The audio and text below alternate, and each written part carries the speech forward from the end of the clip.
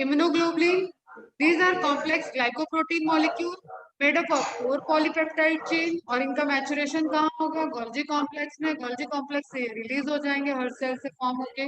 These two chains are held together by disulfide bond या disulfide bridge भी आ सकता है क्वेश्चन में। और ये दोनों जगह टर्सरी स्ट्रक्चर क्वाटरनरी स्ट्रक्चर में भी आ सकता है। और यहाँ shape of Y molecule is represented as S2L2. Two top tips of this molecules bind with antigen, large and complex foreign molecule. जो भी foreign molecule होगा, जब तक हम स्पेसिफिक बात नहीं करते तो हर एक foreign molecule को हम लोग एंटीजन ही बोलते हैं। जिसके पास एंटीजेनिसिटी है, जिसके पास पैथोजेनिसिटी है उसको पैथोजन, जिसके पास एंटीजेनिसिटी है उसको एंटीजन। मेनली प्रोटीन्स और एंटीजन पैथोजन हो सकता है। Clear? Mainly proteins that activate the specific immunity like lock and key fashion। वाह, यही मैंने बोला और यहाँ लिखा भी। ठीक है, लॉक एंड की फैशन की तरफ ये कैसे कर रहा है? फिट कर ले। कहाँ पे है? ये जो Y का आपका अपर टॉप मोस्ट, तो ये कितने हो जाएंगे? Y के पास 2 परकेट स्ट्रक्चर होता है। अच्छा, वही full portion test body immune IG के पास क्या हो गया? 2 ऐसे साइट हैं, जैसी बोर्डाची होती ना तशीच झाली 2 साइट होते हैं जहाँ पे वो बाइंड हो सकते हैं। मला 9वीत 73% साइट है क्योंकि वो इस तरीके के 5 स्ट्रक्चर 5 आणि हायेस्ट सगळ्यात होतं 80। सबसे जो बड़ा एंटीबॉडी 9वीत सगळ्यातच कमी होते। आमचं फक्त आमच्या क्लासमध्ये 80 हायेस्ट होतं आणि तिथे दिव्यांग सागवेकर 92 स्ट्रक्चर और ये सब आपस में लिंक्ड होते हैं। हायेस्ट। ठीक है, अब जैसे यहाँ पे 2 था, IgM की साइड कितनी हो जाएगी? 5। 98 पडले त्याला।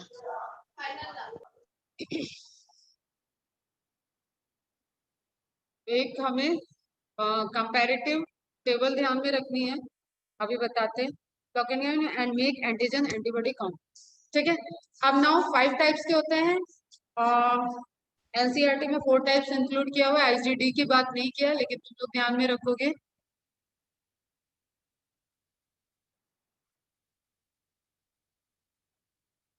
अभी ठीक है? पता नहीं, मुझे कोई आवाज ही नहीं आ रही थी इसलिए मेरा ध्यान नहीं। IgG, IgA, IgE, IgM, IgD। ठीक है, इम्यूनोग्लोबुलिन जी जो प्लेसेंटा क्रॉस करता है। अब एक एक चीज इनकी इंपॉर्टेंट ध्यान देंगे। इम्यूनोग्लोबुलिन जी जो प्लेसेंटा क्रॉस करता है, मुझे नहीं पता यहाँ क्या लिखा है, मैं बताती हूँ पढ़ के। IgA जो हमारे सिक्रीशन में प्रेजेंट है, इसमें टीयर्स एंड सलाइवा, और जब मिल्क सिक्रेट होता है मदर का मिल्क, ये इंपॉर्टेंट है। IgE, ई को एलर्जी, एलर्जी ए से होता है लेकिन ई एलर्जी। ठीक है, तो एलर्जिक रिस्पॉन्स जब होता है बॉडी में तो IgE का काउंट 10 टाइम्स बड़ा होता है। आइसनोफिल जिसको बोलते हैं। ठीक है, 10 टाइम्स इंक्रीज रहता है। एलर्जी जब पढ़ाएंगे तो बताएंगे। एंड IgM इसका बहुत ज्यादा स्पेसिफिक नहीं है, लेकिन ये ऐसा माना जाता है जब, अब देखो ऐसे समझो ना, जो जो पांच हाथों के साथ जो आ रहा है, इसका मतलब ज्यादा फाइट करना पड़ा है तब वो प्रोड्यूस हुआ है। ठीक है, तो IgM की बहुत स्पेसिफिक चीजें अभी नहीं पता है, लेकिन ये पता है कि ये अभी जब कोरोना के केस में सैंपल डिटेक्ट किया जा रहा था उसमें भी IgM प्रेजेंट है क्या, ये देखा जा रहा था। इट मीन्स कि कोरोना का वायरस जब बॉडी में एंटर किया है तो हाई लेवल की फाइटिंग चली है और IgM ब्लड में रिपोर्टेड हुआ है। क्लियर? तो IgM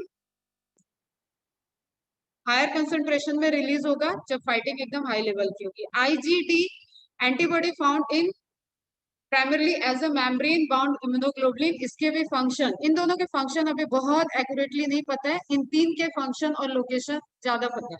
ठीक है, एलर्जिक रिएक्शन हुआ है बॉडी में तो 10 टाइम्स इंक्रीज होगा IG। नॉर्मल भी हम लोगों का डेली जो पैथोजन फाइटिंग चलता है उसकी वजह से IG रहता है बॉडी के अंदर, IG रहता है।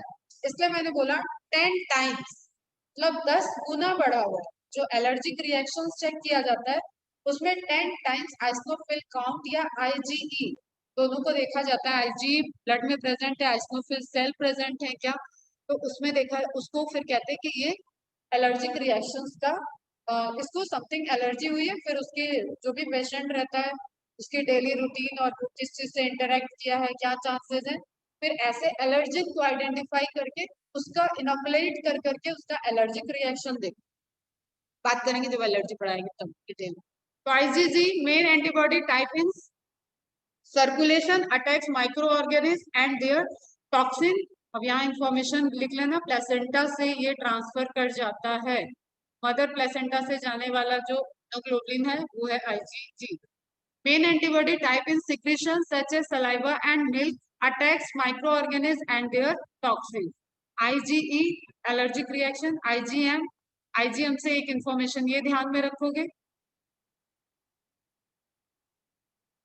ठीक। IgD membrane bound immuno. बस आज इतना ही रखते हैं, उसके बाद फटाफट केमिस्ट्री की क्लास कर लो और जाओ तुम लोग स्कूल। ठीक है, यहाँ तक किसी को कोई डाउट?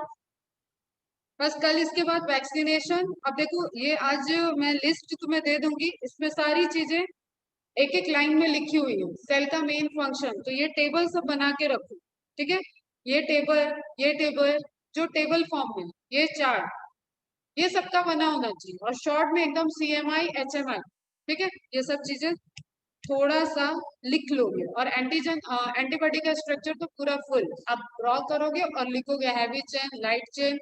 फिर एक बार देख के बना लिया, एक बार बिना देखे बनाया, आपको जिंदगी भर के लिए एंटीबॉडी का स्ट्रक्चर याद हो जाए। फिर आप जब पढ़ते हो तब कोई डाइमर है, कोई मोनोमर है और IgM पेंटामर, इस तरीके से स्ट्रक्चर है। तो कल से हम लोग डिजीज वाला पोर्शन, इम्यून सिस्टम के डिजीज स्टार्ट करते हैं। चलो बाय बाय, टेक केयर। कोई डाउट बेटा? सरोज, कोई डाउट? अनुष्का कैसे बनाए?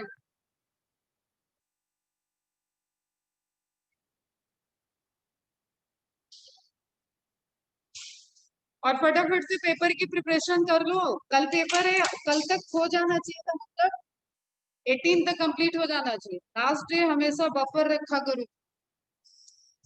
चलो ठीक है, ठीक। चलो बाय बाय।